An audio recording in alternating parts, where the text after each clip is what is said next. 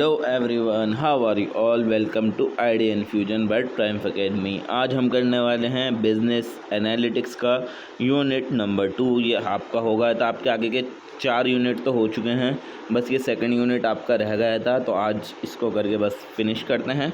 ठीक है, तो स्टार्ट करते हैं आज की वीडियो बिना किसी देरी के। सबसे पहले इसके अंदर जो टॉपिक आता है वो आपका आता है डेटा प्रिपरेशन एंड क्लीनिंग, कि डेटा को किस तरीके से प्रिपेयर एंड क्लीन करते हैं। What it means getting your data ready so that it's correct, complete and easy to work with, कि अपने डेटा को रेडी करना है, इस तरीके से रेडी करना है कि वो पूरा करेक्ट हो, कंप्लीट हो और ऐसा डेटा हो कि हम उसके साथ वर्क कर पाएँ। ठीक है ना। इसके अंदर हम क्या करते हैं, अपनी स्पेलिंग मिस्टेक्स ठीक करते हैं, जैसे कि मेल और मेल सेम है, इसका मतलब है ना, मेल और मेल का चाहे कैपिटल एम लिखो या फिर स्मॉल एम, एक ही बात होती है। तो हम सब जगह से अपनी स्पेलिंग मिस्टेक्स ऐसे ठीक करेंगे। Make sure all dates and number are in the correct format, कि सारे डेट्स और सारे नंबर जो हैं वो हमारे करेक्ट फॉर्मेट में हो। इसके अंदर हम ये चेक करेंगे। और फिल इन मिसिंग वैल्यूज़, जहाँ जहाँ पर भी हमने वैल्यूज़ मिस कर दी, लिखना भूल गए और यहाँ फिर हमने एक्स्ट्रा लिख दी कहीं पर वो चीज़ें, तो उस चीज़ को ऐड करना या फिर रिमूव करना।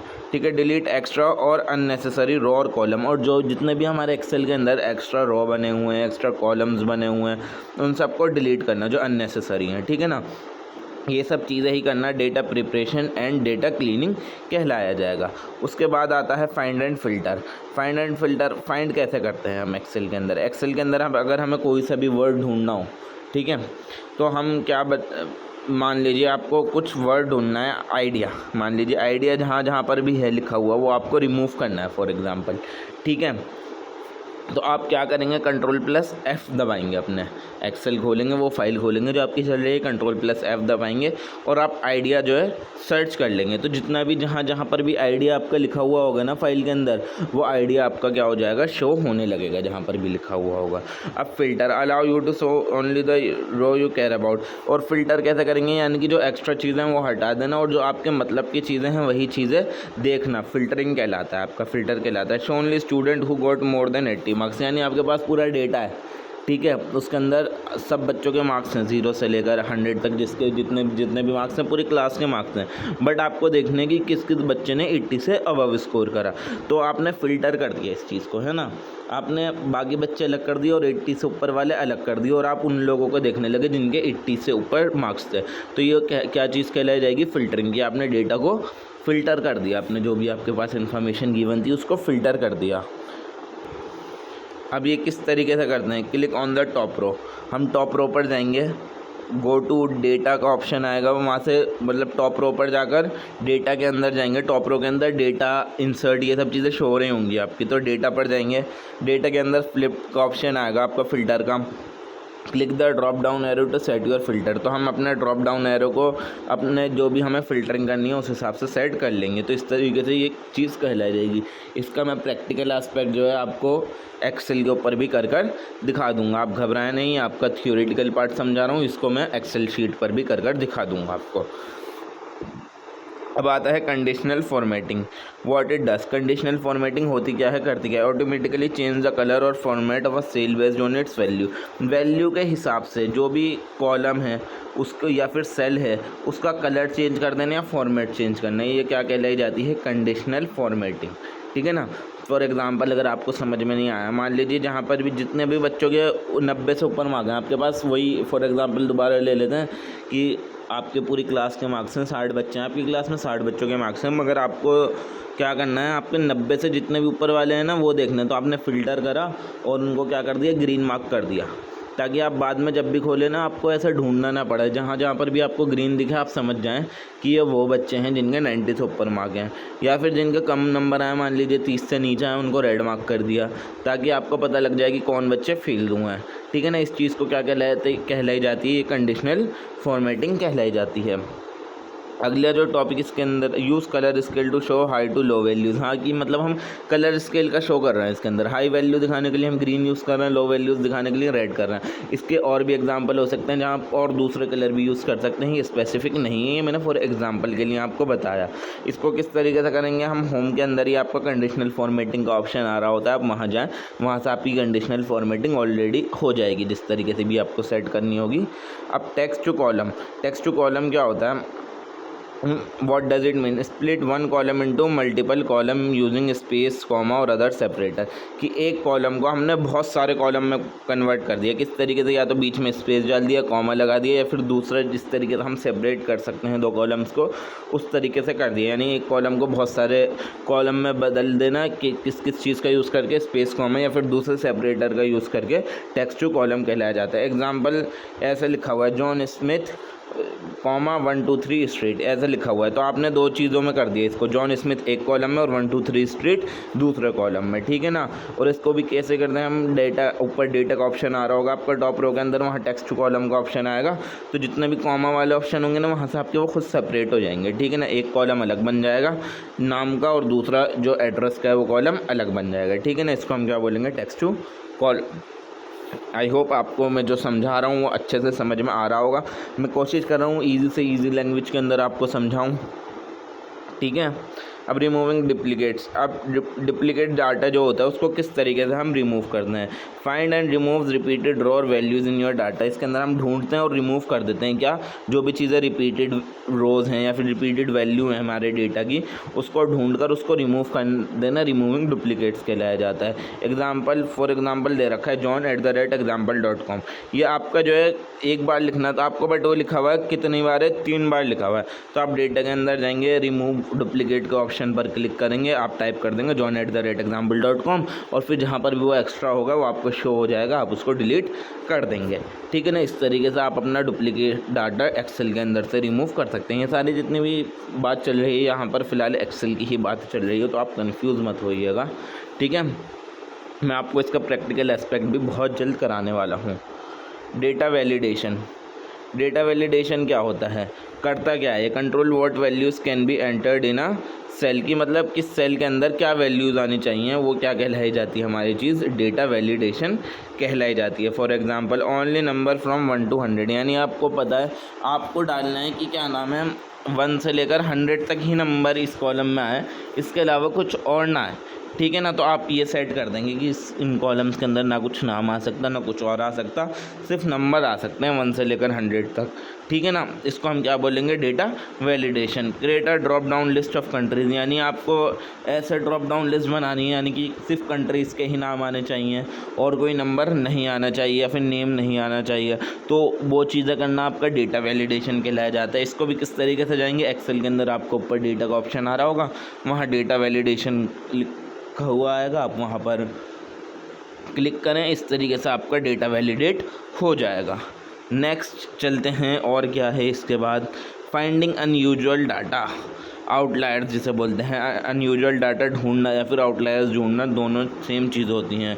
ये व्हाट इट इज़, ये होता क्या है, N outlier is a number that is very different from the rest. Outlier या फिर अनयूजुअल डाटा एक ऐसी चीज़ होती है वो जो कि पूरे हमारे डेटा से अलग चीज़ होती है, मतलब पूरे डेटा जो है वो एक तरफ और ये अनयूजुअल डाटा या फिर आउटलायर्स एक तरफ, ठीक है ना, जो कि उस डेटा के अंदर नहीं होना चाहिए। कि इसको किस तरीके से ढूंढते हैं, या तो हम कंडीशनल फॉर्मेटिंग कर लेंगे, जैसा हमने पता, इससे हमारी हाईलाइट जो जाएंगी, लार्ज वैल्यू और स्मॉल वैल्यूज़ दोनों हाईलाइट हो जाएंगी, जैसे हमने ऊपर करे तो कंडीशनल फॉर्मेटिंग के अंदर कि हाई वैल्यूज़ ग्रीन से हाईलाइट कर ली और लो वैल्यूज़ जो है रेड से हाईलाइट कर ली।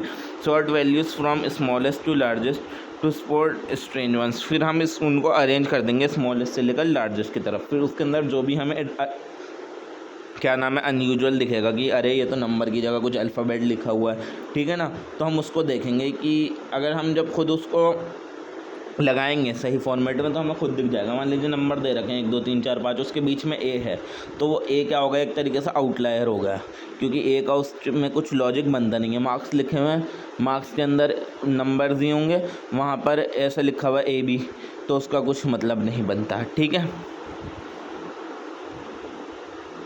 कोवेरियंस और कोरिलेशन मैट्रिक्स। कोवेरियंस क्या होता है, tell us if two thing increase और डिक्रीज टुगेदर। कोवेरियंस वो चीज़ होती है जो हमें बता दी कि जो भी दो अपने हमारे वेरिएबल हैं वो एक साथ इंक्रीज होते हैं या एक साथ घटते हैं या फिर डिक्रीज होते हैं, है ना। ये क्या चीज़ बताती है, हमारी कोवेरियंस बताती है। Example, if height and weight both increase they have positive covariance. या मान लीजिए अगर एक इंसान है, उसका हाइट भी बढ़ रहा है, वेट भी बढ़ रहा है, वो डेटा के अंदर ये गिवन है, तो उसका कोवेरियंस कैसा शो होगा, पॉजिटिव। अगर मगर उसकी आपकी हाइट बढ़ रही है, वेट नहीं बढ़ रहा, वेट डिक्रीज़ हो रहा है, तो वो नेगेटिव कोवेरियंस शो होगा। जब मतलब अगर ये दोनों ही कम हो रहा है, हाइट भी कम हो रही है, वेट भी कम हो रहा है, वैसे ऐसा होता नहीं है, बट फॉर एग्जांपल मैं बता रहा हूँ, अगर कुछ फॉर एग्जांपल दे रखा है कि हाइट और वेट दोनों कम हो रहे हैं, तब भी पॉजिटिव कोवेरियंस होगा, बस वो एक दूसरे का अपोजिट नहीं होना चाहिए। कोरिलेशन क्या होता है? Tell us how strongly two thing are related, कि किस तरीके से दो चीज़ें जो हैं वो आपस में रिलेटेड हैं। इसकी वैल्यूज़ होगी वो -1 से लेकर 1 तक की हो सकती है। अगर 1 आई है ना तो स्ट्रॉन्ग पॉजिटिव है, कि यानी कि हद से ज़्यादा कनेक्टेड हैं ये दोनों चीज़ें, हद से ज़्यादा रिलेटेड है। नेगेटिव आई है तो स्ट्रॉन्ग नेगेटिव होगा, कि मतलब बिल्कुल भी कुछ रिलेशन नहीं है दोनों के अंदर, 1 रुपये के भी रिलेटेड नहीं है। और 0 का मतलब क्या होता है? No relation. ठीक है, अब इसके अंदर एक्सेल के अंदर हम कोवेरियंस कैसे निकालेंगे? हम टाइप करेंगे =covariance.p। ठीक है, पहले रेंज डाल देंगे, फिर कॉमा डाल के दूसरी रेंज डाल के हम एंटर कर देंगे तो हमारा कोवेरियंस निकल जाएगा। और आर स्टूडियो के अंदर कैसे करते हैं? COV लिखेंगे और डेटा बना देंगे। ये मैंने वीडियो के अंदर बता चुका हूँ। इसके अंदर आपको प्रैक्टिकल एस्पेक्ट भी बहुत समझना ज़रूरी है। ये चैप्टर, ये सब्जेक्ट जो है वो थियोरेटिकल सब्जेक्ट नहीं है। मोस्टली इसके अंदर जो पार्ट है वो प्रैक्टिकल पार्ट है। अगर आपको प्रैक्टिकल चीज़ें समझ में आई होंगी तभी आपको इसकी थ्योरी भी समझ में आएगी, वरना इसकी थ्योरी भी कुछ समझ में आने वाली नहीं है।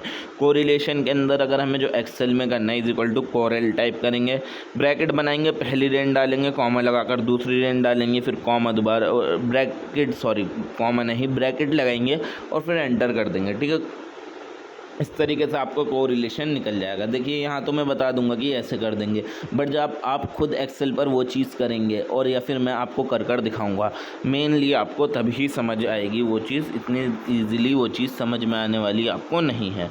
Handling missing data, missing values can cause problem in analysis. अगर आपके डेटा के अंदर से कुछ भी वैल्यू मिस है, गायब है, तो वो आपके डेटा के अंदर प्रॉब्लम क्रिएट कर सकती हैं। फिल विद एवरेज और मोस्ट कॉमन वैल्यू, इसको हम किस तरीके से फिल कर सकते हैं? जहाँ पर भी मिसिंग वैल्यू है वहाँ पर या तो किसी चीज़ का एवरेज डाल दो, या फिर जो कॉमन वैल्यू है जो बार बार रिपीट हो रही है, हम वहाँ पर वो चीज़ ऐड कर सकते हैं।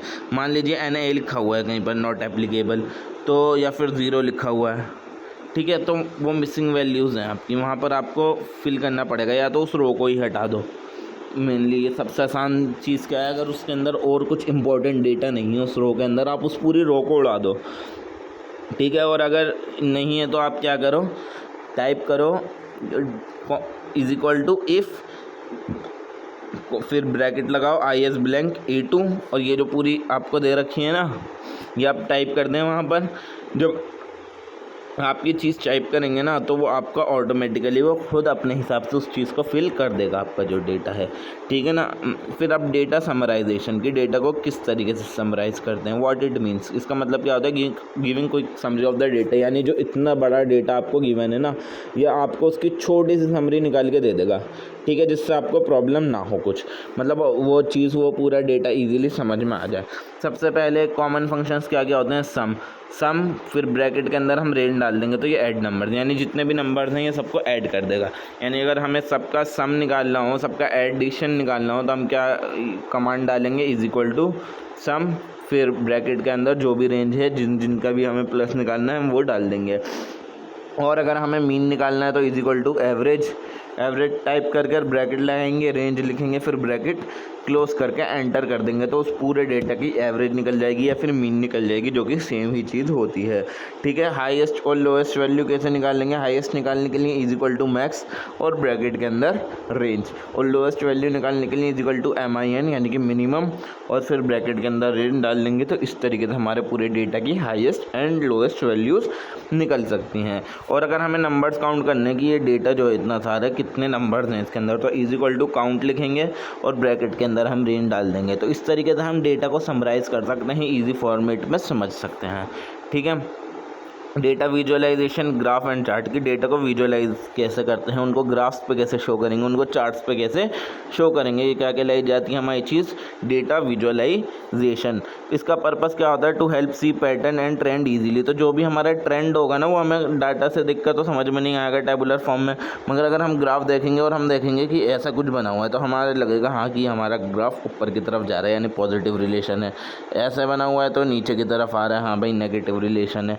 और अगर हम उसे पढ़ने बैठ जाएंगे तो हमें टाइम लगेगा। तो ये बना हुआ होता है हमारा डेटा विजुअलाइजेशन ग्राफ या फिर चार्ट्स जो होते हैं, ये हमारे डेटा के पैटर्न को या फिर ट्रेंड को ईजिली समझने में मदद करते हैं। इसके अंदर हम किस किस टाइप के चार्ट होते हैं, एक होता है स्कैटर प्लॉट। स्कैटर प्लॉट क्या होता है, show relation between two number, ये दो नंबर के बीच का रिलेशन बताता है, जैसे हाइट और वेट है, उन दोनों के बीच के अंदर क्या रिलेशन है, ये दिखाने के लिए हम क्या बनाएंगे, स्कैटर प्लॉट। और लाइन चार्ट क्या होता है कि ट्रेंड ओवर टाइम किस तरीके से चेंज हुआ, हमारी मंथली सेल्स बढ़ी या घटी, ये जो है एक तरीके से ओवर टाइम चीज़ों को हमारा शो करता है लाइन चार्ट। और स्कैटर प्लॉट दो चीज़ों के बीच का रिलेशन दिखाता है। हिस्टोग्राम क्या शुरू करता है कि कितने टाइम कोई वैल्यू बार बार रिपीट हो रही है या फिर अपीयर हो रही है, ठीक है ना, कि मतलब कितने स्टूडेंट्स ने कितने स्कोर करा, ये चीज़ हमारी हिस्टोग्राम दिखाती है, ठीक है ना। हिस्टोग्राम इस तरीके से बना हुआ होता है, आप बहुत कुछ बना कर आ चुके हो, ये बेसिक चीज़ें हैं। और उसके बाद होता है बार या फिर कॉलम चार्ट, ये चीज़ों को कंपेयर करने के यूज़ में आती हैं। जैसे कि अलग अलग सिटीज़ के अंदर हमें अपने प्रोडक्ट की सेल देखने की, किस सिटीज़ में क्या कितनी ज़्यादा हुई कम हुई, ये हमारा बार चार्ट दिखाता है या फिर कॉलम चार्ट दिखाता है। इसको किस तरीके से बनाते हैं, हम डेटा के अंदर जाएंगे, डेटा के अंदर इंसर्ट का ऑप्शन आ रहा होता है, वहाँ पर बहुत सारे अलग अलग टाइप के चार्ट के ऑप्शन आ रहे होते हैं। तो जो भी चार्ट आपको बनाना है आप वो सिलेक्ट करें, आपका डेटा बन जाएगा। फिर उसके बाद आती है पिवोट टेबल्स। पिवोट टेबल्स क्या होती हैं, समराइज लार्ज डाटा क्विकली, एक टाइप की ऐसी टेबल होती है जो बड़े बड़े डेटा को बहुत छोटे फॉर्मेट में ईजी फॉर्म में हमें दिखा सकती है। एग्जांपल, अगर हमें पूरी एक सेल दे रखी है पूरे एक प्रोडक्ट की कितनी हुई है, बहुत बड़ा डेटा हो सकता है, ये इस डेटा को बहुत छोटे फॉर्म में दिखा देगी, ठीक है। और count of students in each grade, ठीक है, ये भी इतने बड़े डेटा को भी ये शॉर्ट फॉर्म में दिखा देगी। इसको किस तरीके से बनाते हैं, ऊपर इंसर्ट का ऑप्शन आ रहा होगा आपका एक्सेल के अंदर। अगर आप ये एक्सेल सामने खोल के बैठ भी रहेंगे ना, भी आप कुछ भी नहीं कर रहे हैं और आप ये चीज़ें देखेंगे तो आपके समझ में आ जाएगी कि मैं क्या चीज़ बोल रहा हूँ, ठीक है। वहाँ पर ऑप्शन आ रहा होगा इंसर्ट के अंदर पिवोट टेबल का, फिर वहाँ हम रोज और कॉलम्स ड्रैग करेंगे वैल्यूज़ के अंदर, इस तरीके से आपकी पिवोट टेबल बन जाएगी। पिवोट चार्ट्स भी बनते हैं आपके और इंटरैक्टिव एलिमेंट्स भी होते हैं इसके अंदर, ठीक है। जो पिवोट टेबल है उसका ग्राफ बना देना क्या कहलाया जाता है, पिवोट चार्ट्स कहलाया जाता है, ठीक है। और ये तब बदलता रहेगा जब भी आप पिवोट टेबल के अपने डेटा की वैल्यूज़ बदलते रहोगे ना, तो आपके जो उसका पिवोट चार्ट बना होगा उसकी भी वैल्यूज़ चेंज होती रहेंगी, ठीक है। स्लाइडर क्या होता है, add button to filter pivot table and charts interactively. तो बस यही था आज की वीडियो के लिए। वीडियो पसंद आई हो तो वीडियो को लाइक करें, चैनल को सब्सक्राइब करें। मैं मिलता हूँ आपको अगली वीडियो के अंदर इसके यूनिट 5 के साथ। फिर हम इसके बाद मिलेंगे आपको इस ही सब्जेक्ट के बिजनेस एनालिटिक्स के वन शॉट वीडियो के साथ। Thank you so much for watching my video. मिलते हैं अगली वीडियो के अंदर, तब तक के लिए सब्सक्राइब करें और thank you for the 100 subscriber.